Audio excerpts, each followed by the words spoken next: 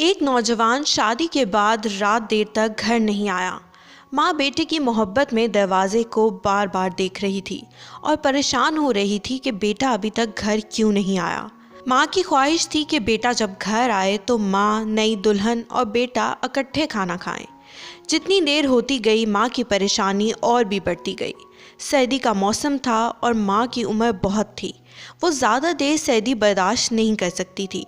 جب سردی حد سے بڑھ جاتی تو ماں تھوڑی دیر کے لیے کمرے میں چلی جاتی اور تھوڑی دیر بعد دوبارہ واپس آ کر بیٹے کے انتظار میں بیٹھ جایا کرتی تھی۔ ایک بار جب ماں کمرے میں گئی تو بیٹا گھر میں داخل ہوا۔ وہ بازار سے بیوی کی پسند کا کھانا بھی ساتھ میں لایا تھا اور اسی کی وجہ سے لیٹ بھی ہو گیا تھا۔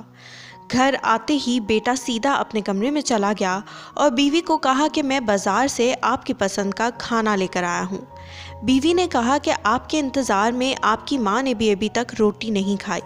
میں ماں کو بلا کر لاتی ہوں، تینوں ساتھ مل کر کھانا کھاتے ہیں اور ماں کھانا بھی کھا لیں گی اور ان کو معلوم بھی ہو جائے گا کہ آپ گھر واپس آ چکے ہیں اور وہ سکون سے جا کر سو جائیں گی۔ بیٹے نے کہا کہ چھوڑو ماں کو، ہم دونوں مل کر کھانا کھاتے ہیں، بعد میں ماں کو بھی دے دیں گے اور بتا بھی دیں گے کہ میں گھر آ گیا ہوں۔ بیوی نے کہا کہ یہ بات مناسب نہیں ہے۔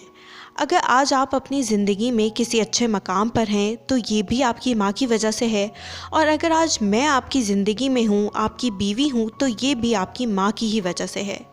پھر بھی بیٹا اسی بات پر اصرار کرتا رہا کہ پہلے ہم دونوں کھانا کھائیں گے اور پھر ماں کو کھانا دیں گے۔ بیوی نے جب دیکھا کہ یہ انسان نما جانور ہے تو اس نے فوراً کہا کہ مجھے طلاق دے دو، میں ایک جانور کے ساتھ زندگی نہیں گزار سکتی۔ ماں باہر گیٹ کے پاس کھڑی بیٹے کا انتظار کر رہی تھی۔ ماں نے جب کمرے سے بیٹے اور بہو کی آواز سنی تو وہ حیران رہ گئی کہ بیٹا کب گھر آیا ہے اور یہ شور کیوں ہو رہا ہے۔ بہرحال جب تک ماں کمرے کے دروازے تک پہنچی دونوں میاں بیوی کے راستے الگ ہو چکے تھے۔ بیوی طلاق لے کر اپنے ماں باپ کے گھر چلی گئی اور پھر دوسری شادی کر لی۔ بوڑھی ماں یہ صدمہ برداشت نہیں کر سکی اور اس دنیا سے رخصت ہو گئی۔ انا للہ و انا الیہ راجعون۔ بیٹے نے بھی کچھ عرصے بعد ہی دوسری شادی کر لی تھی۔ 30-35 سال کا عرصہ گزر جانے کے بعد یہ عورت حج کے لیے جا رہی تھی۔ اس کے 5 فرما بردار اور بہت زیادہ مالدار بیٹے بھی اپنی ماں کے ساتھ تھے، لیکن ماں کے غلاموں کی طرح اس کو لے کر جا رہے تھے۔ ایک فقیر بدحال بھیک مانگ رہا تھا۔ جب عورت نے اس فقیر کو دیکھا تو اپنے بیٹوں سے کہا کہ اس کو بلا کر لاؤ۔ فقیر کو بلایا۔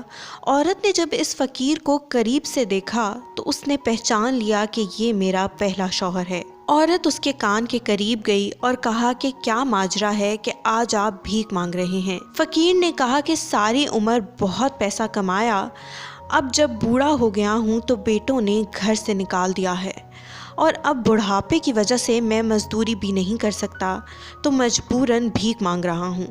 عورت نے کہا کہ میں آپ کی پہلی بیوی ہوں، آپ کو اپنے عمل کی سزا مل گئی ہے اور الحمدللہ مجھے اپنے عمل کی جزا مل گئی ہے۔ اللہ تعالیٰ ہمیں بھی اپنے ماں باپ کی خدمت کرنے کا موقع دے اور توفیق عطا کرے، آمین۔ اگر آپ کو ہماری یہ ویڈیو پسند آئی ہے تو اسے لائک اور شیئر کرنا نہ بھولے گا۔ کامنٹ سیکشن میں ہمیں اپنی رائے سے ضرور آگاہ کریں۔